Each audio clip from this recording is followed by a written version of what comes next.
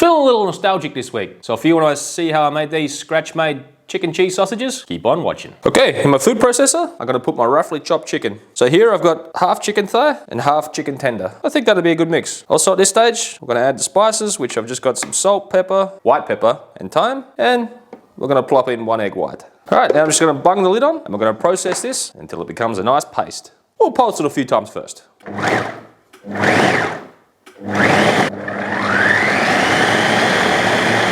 As always, got to give it the customary scrape down. Also, this doesn't take long. I mean, this was a couple of pulses and maybe 10-15 seconds worth. Okay, once you give it a good scrape down, I'm gonna blend for about another 5 seconds or so. That was about 10 seconds, but this is the consistency you're looking for. So we'll get this transferred into a bowl, and then we'll jump on to the next step. Okay, so I got my chicken transferred into a bowl. I can only get little mozzarella sticks in the dry form here. So I've gone ahead and just chopped them in half, and then chopped them up in little half moons like that.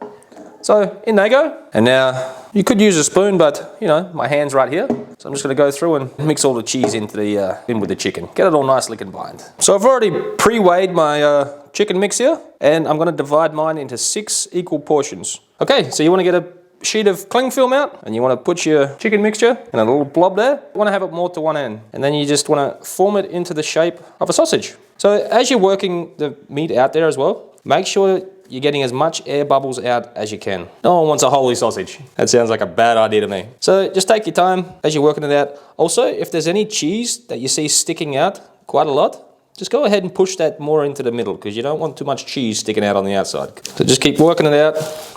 And as you're working it out, you can start to roll it up. Just making sure if you see any air bubbles as you're rolling it, just keep working them out. Once you get to the end of your clay wrap like that, you can pinch the ends and just give it a twirl. Make it nice and tight, and you go ahead and fold your ends in, and just flip it over on top. And then I like to just give it another little squeeze like that, just to make it nice and tight against the cling film. And you know, final shape, another little look, make sure there's no air bubbles in your sausage. Then go ahead with the wrap side down.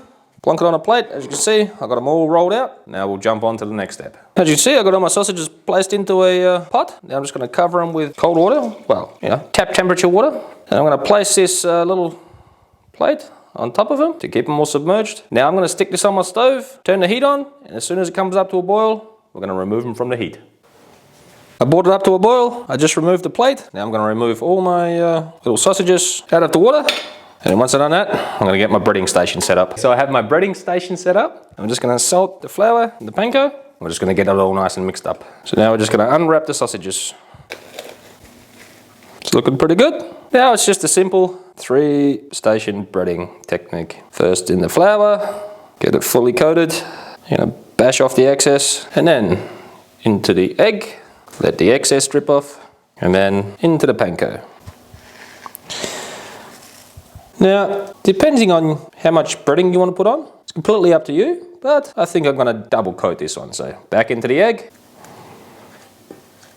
let the excess drip off, and then into the panko. And once you got it all covered, you're going to put it onto your plate, and you're going to crack on with the rest. Got my vegetable oil up to temperature, and now I'm just going to, working in batches, fry my sausages till they're nicely golden and cooked all the way through.